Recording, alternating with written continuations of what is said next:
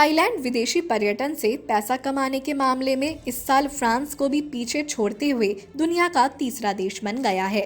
Financial times के शोध के मुताबिक थाईलैंड को इस मुकाम पर भारतीयों ने लाया है। 2017 में थाईलैंड को पर्यटन के 58 अरब डॉलर का राजस्व हासिल हुआ। इस साल 3.5 करोड़ पर्यटक थाईलैंड आए थे। यही गति रही तो 5 सालों के भीतर थाईलैंड स्पेन को पीछे छोड़ दूसरा स्थान हासिल कर सकता है और फिर अमेरिका ही उससे आगे रह जाएगा। पर्यटन उद्योग थाईलैंड के लिए सबसे लाभकारी साबित हो रहा है। फाइनेंशियल टाइम्स का कहना है, अगर पर्यटन उद्योग को निकाल दिया जाए तो उसकी अर्थव्यवस्था 3.3% की दर से ही आगे बढ़ती है। 2018 की पहली छमाही में थाईलैंड की जीडीपी में पर्यटन उद्योग का योगदान 12.4% था। ये थाईलैंड की ऑटोमोबाइल इंडस्ट्री के बराबर है। The world travel and tourism council का अनुमान है कि थाईलैंड की जीडीपी में घरेलू और विदेशी पर्यटन का योगदान 21.2% रहा था।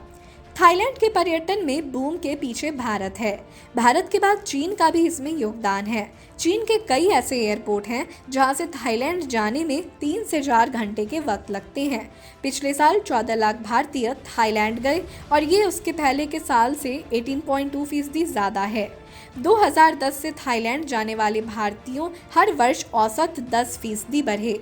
थाईलैंड जाने वाले पर्यटकों की संख्या में भारत 2017 में 5वें नंबर पर था, जबकि 2013 में 7वें नंबर पर था। आखिर थाईलैंड भारतीयों को इतना क्यों भा रहा है?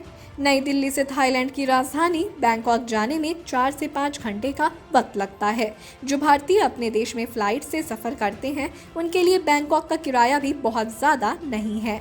आज की तारीख में 8 से 10 हज़ार के किराए में फ्लाइट से बैंकॉक पहुंचा जा सकता है। थाईलैंड अपने खूबसूरत बीच के लिए जाना जाता है। थाईलैंड के बीच की खूबसूरती भी दुनिया भर के पर्यटकों को आकर्षित करती है। भारतीयों के लिए थाईलैंड से खूबसूरत कोई बीच पास में नहीं है। नज़दीक और सस्ता होने के कारण भी भारतीय थाईलैंड को खूब पसंद करते हैं। भारत का निम्न मध्य वर्ग यूरोप का खर्च वहन नहीं कर सकता है। ऐसे में थाईलैंड एक मजबूत विकल्प के रूप में सामने आता है। थाईलैंड जा रहे हैं तो इन बातों का ख्याल रखें। भारत के साथ थाईलैंड का सांस्कृतिक रिश्ता भी है। थाईलैंड के लोग बौद्ध धर्म का पालन करते हैं। ऐसे में भारत थाईलैंड के लिए कोई अजनबी देश नहीं है। दक्षिण पूर्वी एशिया में इंटर करने के लिए थाईलैंड प्रमुख देश है। थाईलैंड के जरिए पूरे उपद्वीप को सस्ते में घुमा जा सकता है। थाईलैंड में भारतीय दिसंबर से जुलाई महीने के बीच खूब जाते हैं। भारतीयों में नीले पानी और समुद्र तट की सफ़ेद रेत को लेकर काफ़ी मोह रहता है। भारतीयों के लिए थाईलैंड का वीज़ा पाना बहुत आसान है। यहाँ तक कि ऑनलाइन भी थाईलैंड के वीज़ा के लिए आवेदन किया जा सकता है। भारत की गर्मी तड़पाने वाली होती है, जबकि थाईलैंड का मौसम बिल्कुल अनुकूल होता है। अधिकतम तापमान 33 तक जाता है। भारतीयों को थाईलैंड का स्पाइसी स्ट्रीट फूड भी खूब रास आता है। भारतीय यहाँ आइसक्रीम और सी फूड जमकर खाते हैं। बैंकॉक में कई बड़े बुद्ध मंदिर हैं। थाईलैंड टूरिस्ट वेबसाइट का कहना है कि बड़ी संख्या में वैसे भारतीय भी यहां आते हैं जो सेक्स की चाहत मन में संजोए रहते हैं। हालांकि इस वेबसाइट का कहना है कि भारतीय और अरब के पुरुषों की छवि थाईलैंड में बहुत ठीक नहीं है।